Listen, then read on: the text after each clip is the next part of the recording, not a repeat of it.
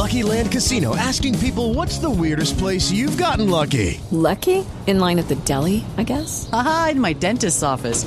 More than once, actually. Do I have to say? Yes, you do. In the car before my kids' PTA meeting. Really? Yes. Excuse me, what's the weirdest place you've gotten lucky? I never win and tell. Well, there you have it. You can get lucky anywhere, playing at LuckyLandSlots.com. Play for free right now. Are you feeling lucky? No purchase necessary. Void where prohibited by law. 18 plus. Terms and conditions apply. See website for details.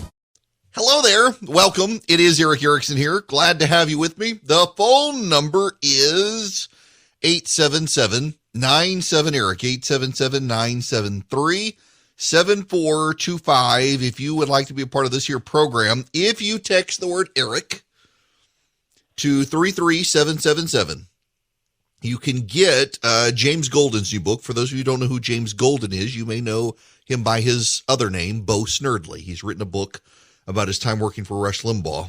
He was on the program the first hour. Now, if you want to hear the interview, subscribers to my newsletter, paid subscribers to the newsletter, they get all sorts of extra stuff that the run-of-mill. I know some of you get my daily email, but you're not actually a paid subscriber. And the paid subscribers get all the interviews, the extra interviews, the super secret podcast link, and all sorts of extra content. You can text data to 33777 and get the link. It's the third one in that email. And you get subscribed to the Substack. You will get a copy of the interview I had with James Golden if you are a paid subscriber to the Daily Show email. You should be reading that email anyway, whether you're paid or not. I generally send out the morning piece for free, and this morning is on Virginia, and how by the time we get to midnight tonight, if Glenn Youngkin has won or it's very, very close, the Democrats are going to be screaming that America is racist again. Now, I just randomly, I got this question and I see people talking about it. What everyone's going to say today, it's kind of dumb, but you will hear the cliches today. It all comes down to turnout, Judy. We're having low turnout this morning, but turnout, it increases through the day.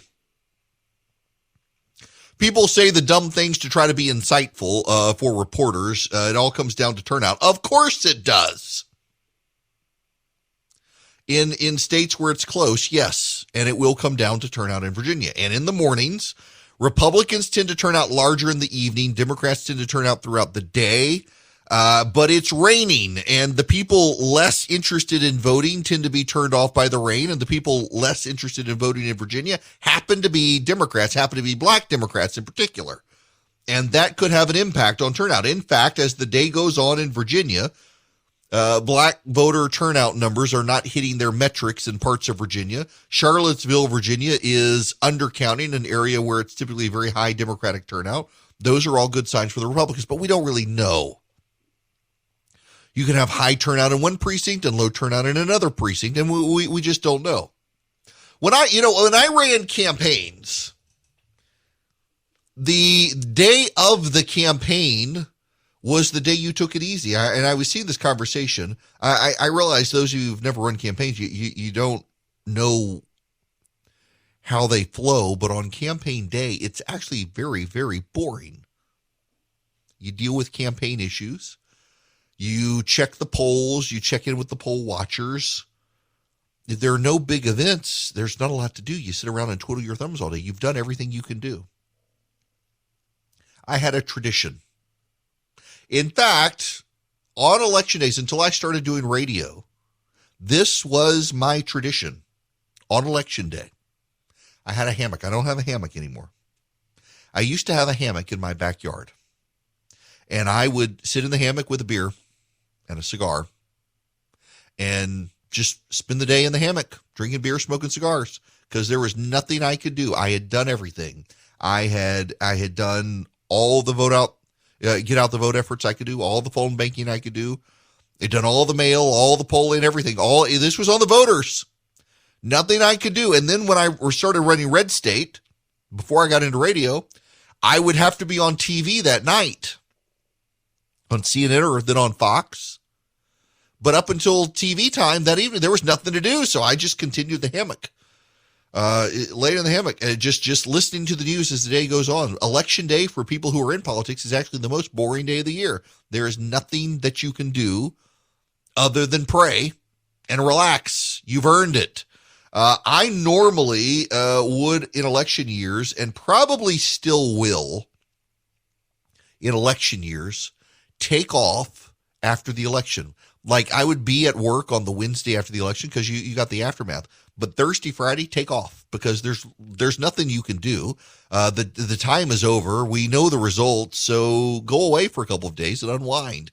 Typically, the run-up to elections, obviously, are very, very busy. Even in the media, if you're in the media, if you're in talk radio, the run-up to the elections is when you've got everybody's attention. And you need that downtime. You're firing on all cylinders through the day after the election. That Thursday and Friday, suddenly, there's nothing to do, so you take a break. It becomes very boring. And then life goes on, which is fine. Whether you win or lose, life goes on. Now, I want to shift because, Terry McAuliffe, if you're closing the election and you've got Randy Weingarten, who is the teachers union president, the one responsible for shutting down schools, probably not a good closing message. I have a suggestion for Republicans. And I want to play for you some audio here. This is Terry McAuliffe closing up his campaign. What bothers me to my core is what this man is doing. He's dividing parents against parents, parents against school boards. He's using your children as political pawns in his campaign. It is a racist dog whistle. Folks, we are better than that. Yes, we are. We will not have that hatred here in the Commonwealth of Virginia.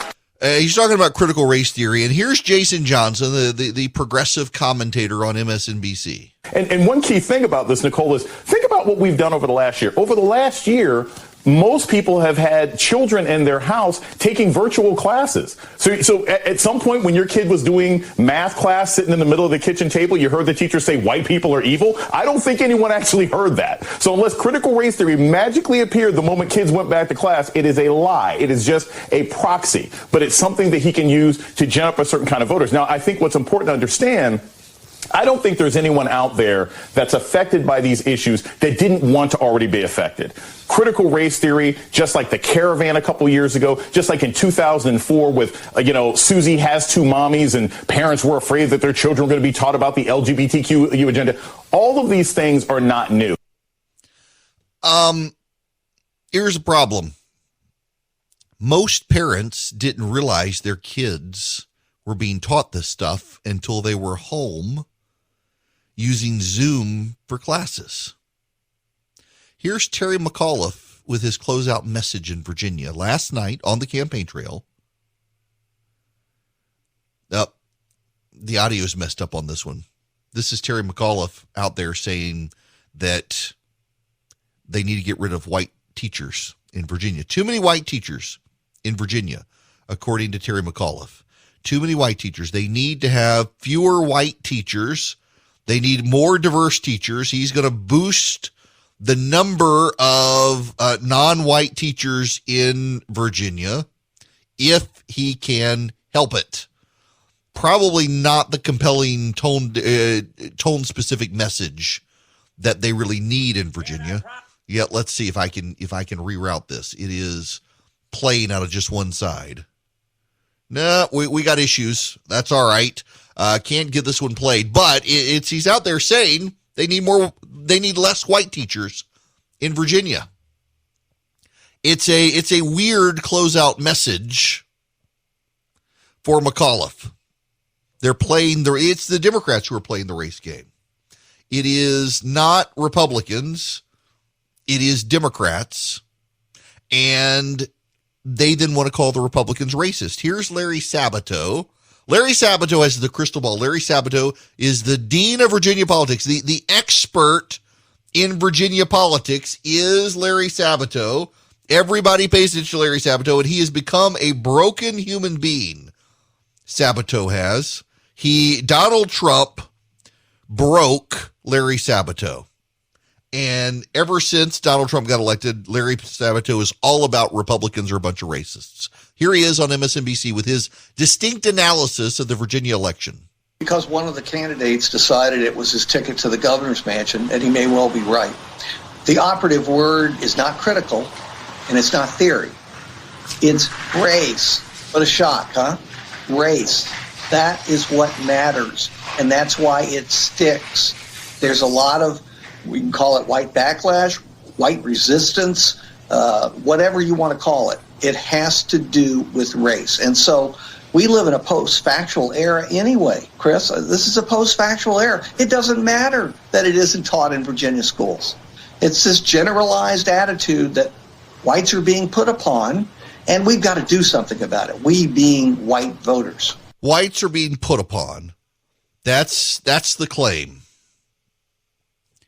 Y'all, Republicans have a winning issue here. The Democrats have convinced themselves that it is a white people issue.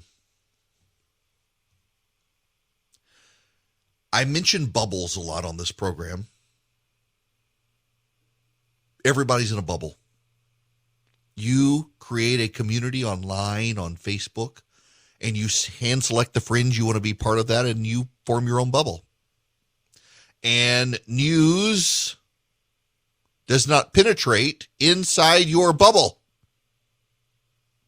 if you don't agree with it. If it doesn't come from your worldview. The Democrats do the same thing, but the Democrats' bubble tends to be bigger and more hardened and less prone to pop, because it's not just the Democrats, it's the mainstream media in there as well. So Larry Sabato can go on TV and say these things. Larry Sabato can go on television and say that if Youngkin wins, it's white grievance. Terry McAuliffe can go on the campaign trail in the closing days and say that CRT is a racist dog whistle and it's not taught in schools, when his administration is the one that brought it in, and it's been documented in print and writing. And he can close it out with the head of the teachers unions who shut down schools. And they can say that the parents only care about it because it's racism and the parents are racist. Republicans have a winning issue on this. Republicans can win this issue. It is the civil rights issue of our day. Black parents want their children to get a good education, and Democrats are the ones depriving them of that education. Black parents are concerned about critical race theory in schools as well, and that they're not down with the Democrats denying it. It's a real issue. It's one Republicans can win on, and I've got some ideas on what they need to do when we come back. You know, the thing Republicans have to remember about in Virginia is early voting's been going on since September, and Youngkin did not really catch on until the middle of October. I know it's absurd that early voting's been going on so long, and he really didn't catch fire until the second week of October, which is why so many Republicans, myself included, are thinking, you know, he really could pull this off, or thinking it's going to be close. Try not to get excited. But I gotta spend a moment on a different issue here. I am convinced education for the first time is the issue with which Republicans can run and win.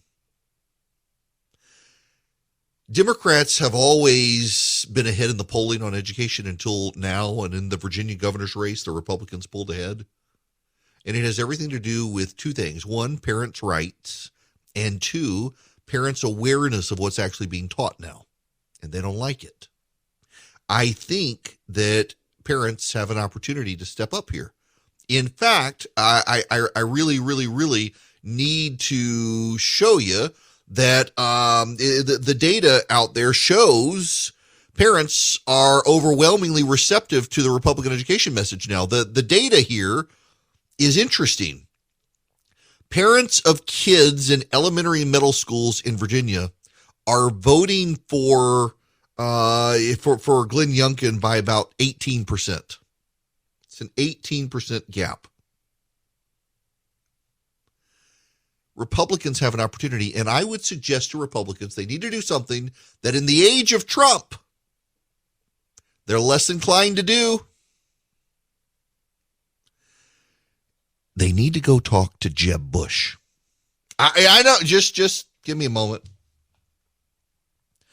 Much of the educational reforms that are in Florida that have helped that state move conservative are the work of Jeb Bush. When Jeb Bush was president of Florida, he was an education reformer, and he believed in opportunity and school choice in education. And he structured the Florida elementary and secondary education program in such a way that parents had opportunities to get out of their standard public schools and into private schools. And Democrats have for years in Florida campaigned on getting rid of that, and the result has been Black and Hispanic voters have drifted towards the GOP. Just think about this. Typically what Democrats do to win elections is they give entitlements to people and say the Republicans are going to take them away. But the Democrats have broken the public school system in America. So if Republicans give parents the entitlement of a good education for their kids, it's the Democrats who want to take it away. And you know what the Democrats have done, and I've got friends of mine in my church who have fallen for this.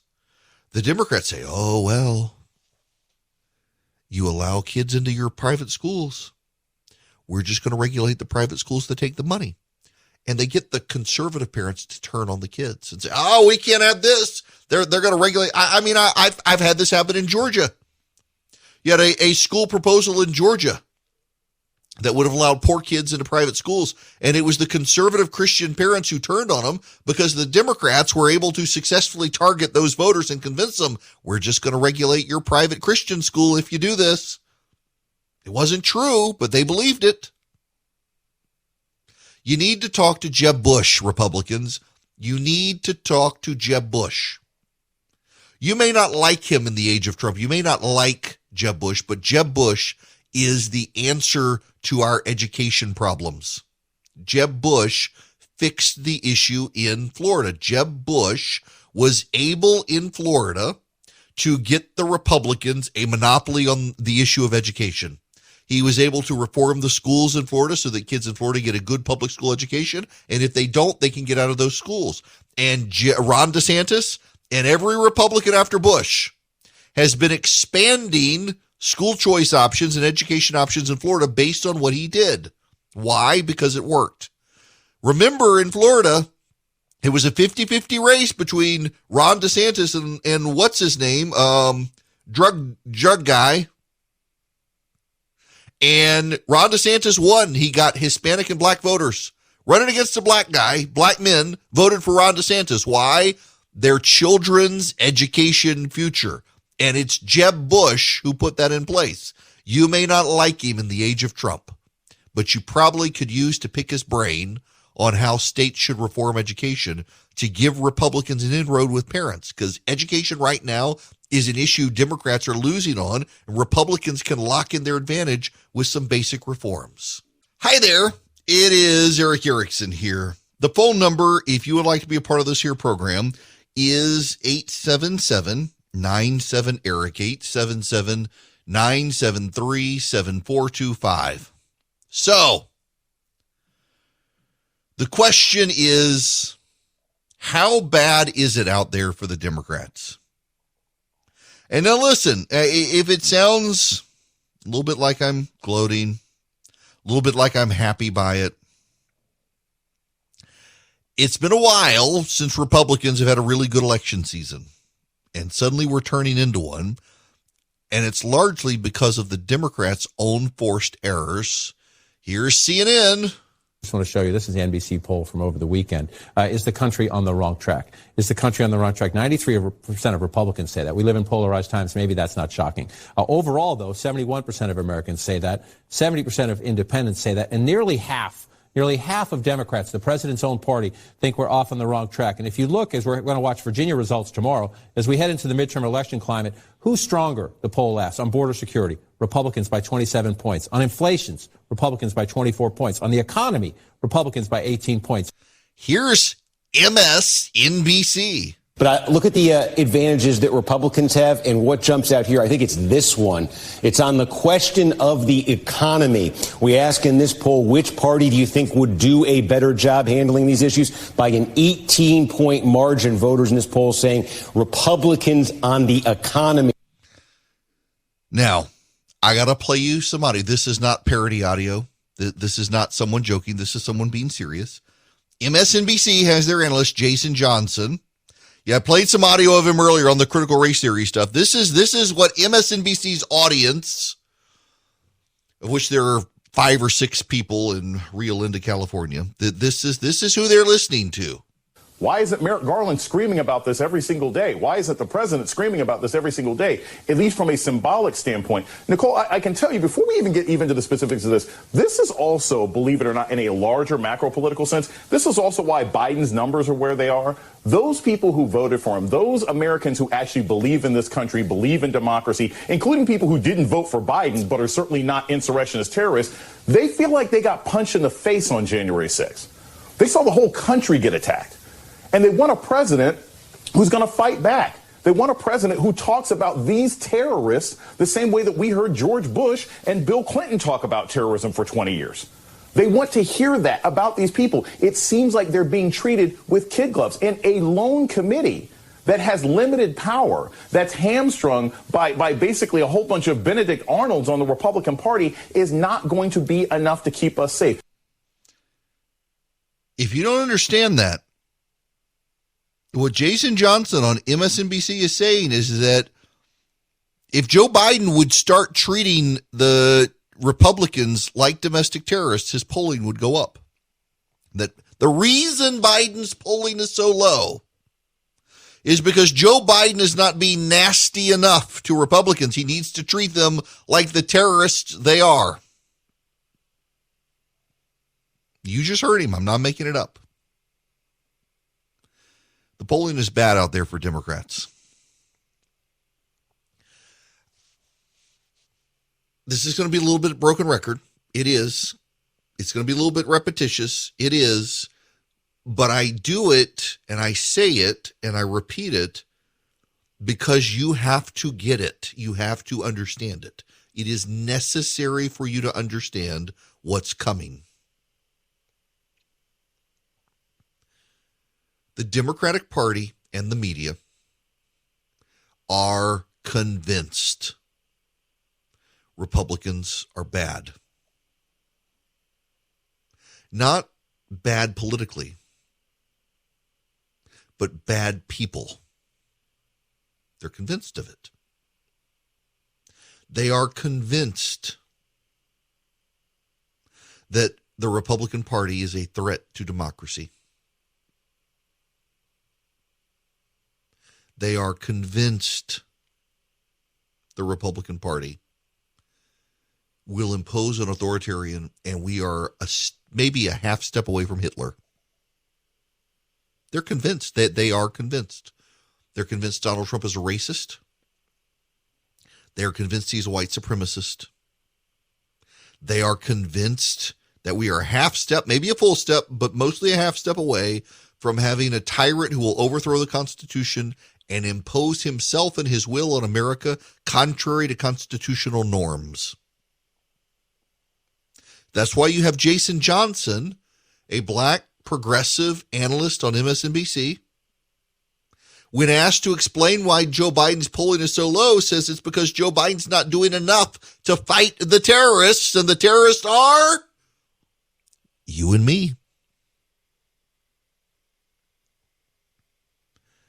They become convinced of it. It's why voters who don't agree with them are vilified. It really has everything to do with why people who are pro-vaccine but against the mandate, why they are vilified.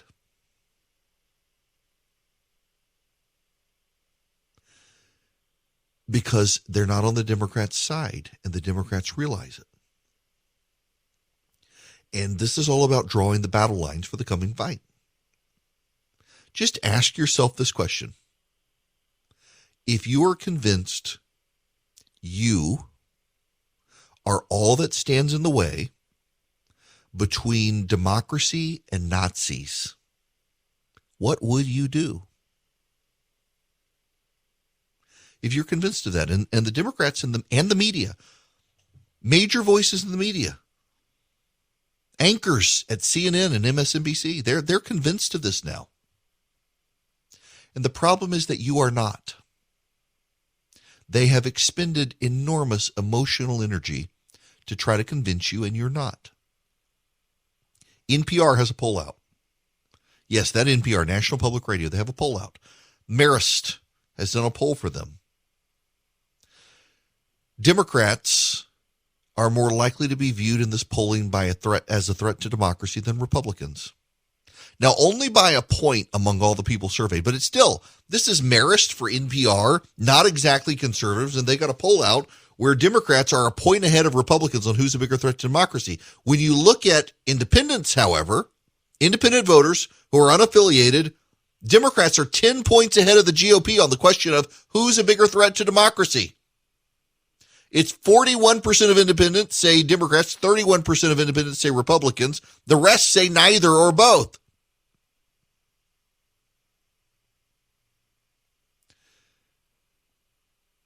And yet Democrats have spent an inordinate amount of time in the last year, particularly after January 6th, trying to tie every single Republican to January 6th. And the message has not gone over with people. Now, why hasn't the message gone over with people? Because Democrats and the media are obsessed with the Republicans becoming the next Hitler.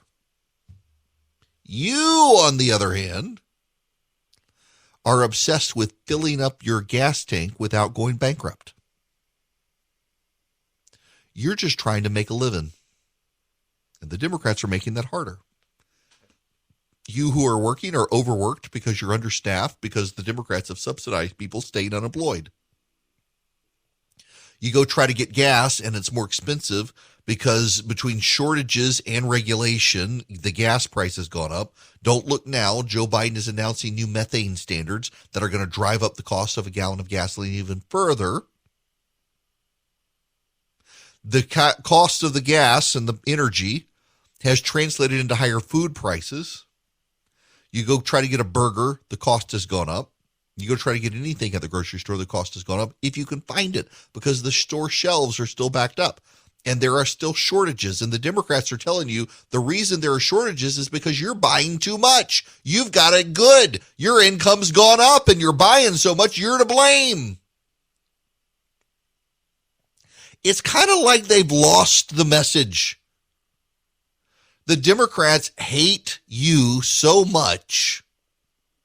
They don't have an optimistic message or vision for the country because you are bad, because you have not internalized the racist Hitler-like politics of the GOP and aren't doing enough to stop them. Only the Democrats can see it. They're convinced of it, that only they can see it, and the media screams about it because the media is on their side and you aren't convinced. And now here's the problem.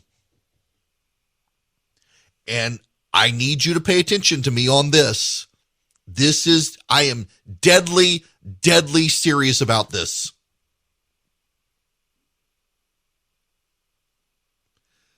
You have two new problems here. Problem one, the Democrats in the United States of America are convinced that they and they alone can stop the Republicans giving rise to American Hitler. The media is with the Democrats. They are convinced that the Republican Party is an authoritarian regime hell-bent on the destruction of democratic norms and the end of our republic.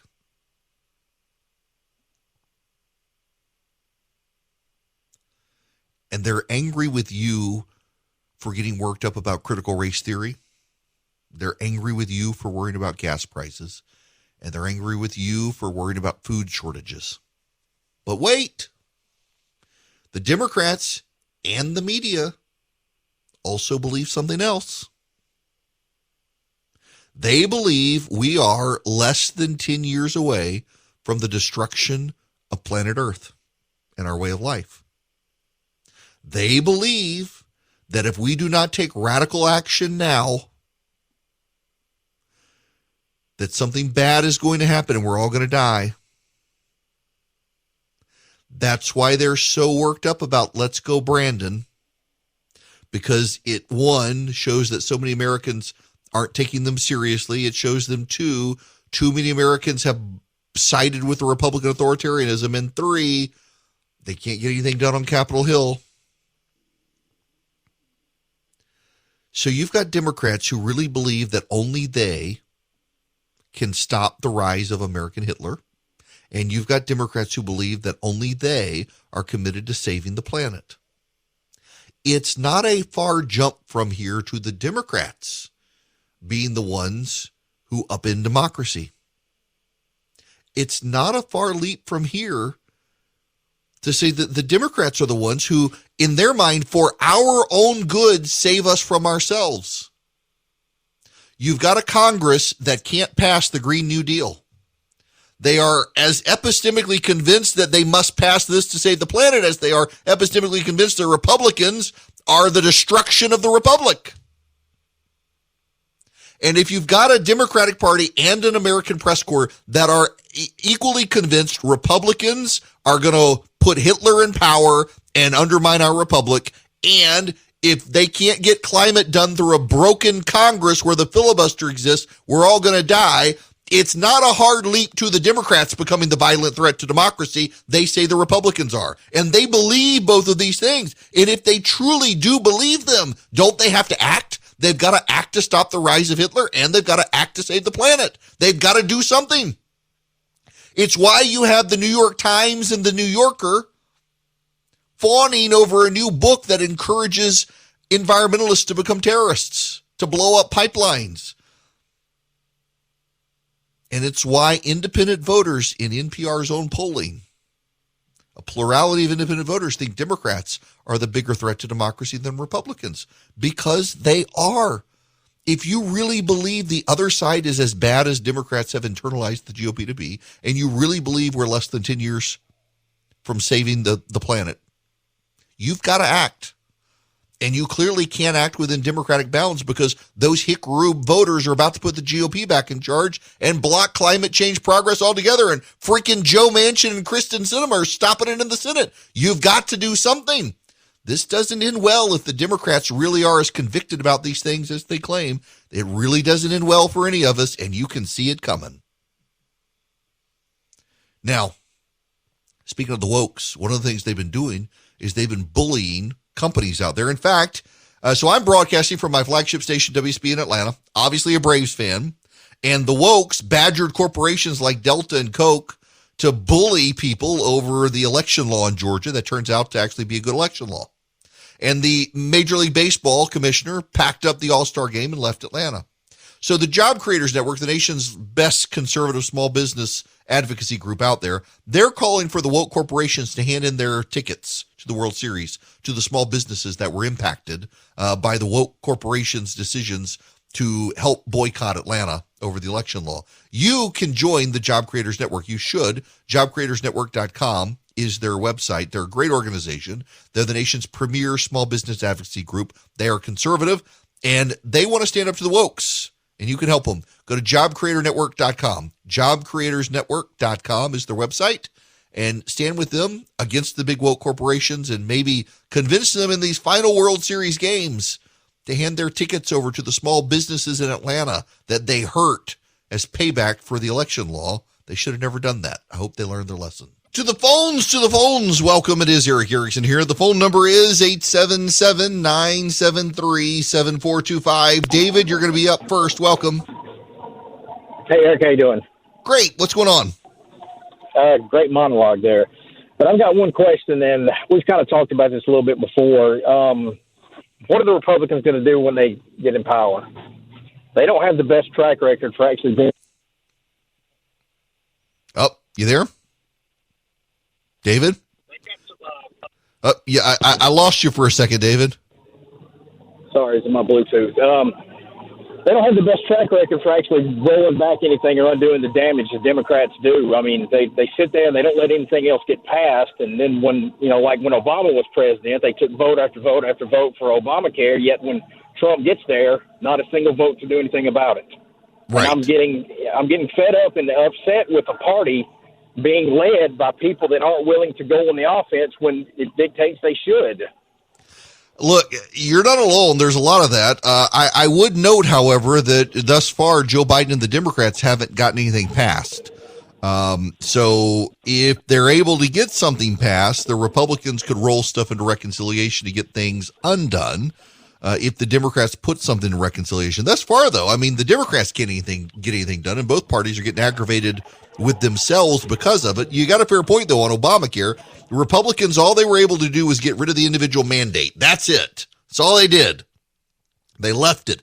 And the dirty little secret is most of them liked it. They're perfectly fine. They shouldn't be.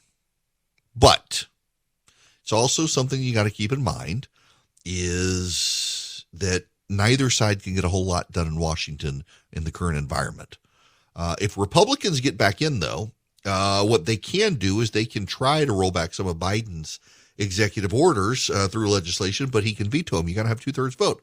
Listen, it is both sides get very frustrated because it's very hard to get anything done in Washington, and that's a feature, not a bug. Gridlock is a feature, not a bug of the system the founders founded. Obamacare was able to get passed because Democrats had 60 votes in the Senate for a time because Republicans got bad at elections. They've gotten better now, but they need to actually win elections to be able to completely undo the system. They're never going to completely undo the system, but they can certainly hold it. But I mean, ultimately, and I know this makes some of you mad when I say it, neither party has fundamentally transformed your lives a whole lot. With the exception of Obamacare, neither party has really done a whole lot because neither side has enough votes in Washington to really get anything done enough to change your lives, except through the executive branch. And you elect a Republican president like Joe Biden undid all of Trump stuff and Trump did Obama stuff. The new guy could undo all of Biden's stuff, and that's why we need to find a really good candidate for 2024 to roll back everything Joe Biden does. And you thought these last 2 years were crazy. Welcome to 2022. It's coming up and nothing makes sense still, especially in business. If you're a small business owner, good luck getting financing from a big bank right now.